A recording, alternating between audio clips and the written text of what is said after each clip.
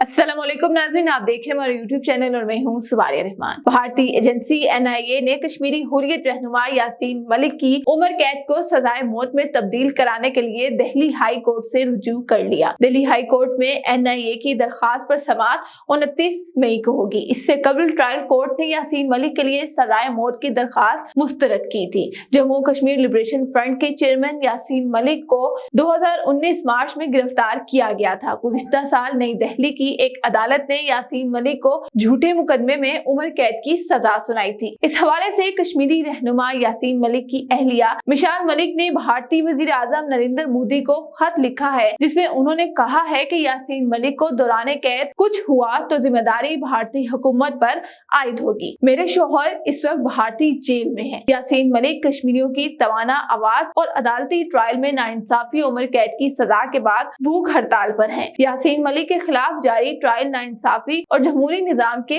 बरक्स है। खत के मतन में मजीद लिखा है कि मुसलसल कैद और तशद्दुद के बाइस यासीन मलिक को कई बीमारियां लाहक हो चुकी हैं। केस की तारीख के दौरान यासीन मलिक ने मुतअद्दिद बार अदालत में मौजूद होने की दरखास्त की, लेकिन भारतीय हुकाम ने उनकी मौजूदगी के बगैर जराह की, जिससे अंदाजा होता है कि यासीन मलिक के खिलाफ यकतरफा ट्रायल किया जा रहा है। मिसाल मलिक ने कहा कि यासीन मलिक केस में इंसाफ के तकाजे पूरे नहीं किए जा रहे और इंसाफ के हसूल की खातिर अब यासीन मलिक जेल में भूख हड़ताल पर हैं। उन्होंने भारतीय वजीर आजम नरेंद्र मोदी से दरखास्त की कि मामले का नोटिस लिया जाए। खत में तहरीर किया गया है कि कश्मीरी अक़वाम मुत्तहिदा की करारदादों के मुताबिक जदोजहद कर रहे हैं। अगर यासीन मलिक को दौरान कैद कुछ भी हुआ तो उसकी जिम्मेदारी भारतीय हुकूमत पर आयद होगी।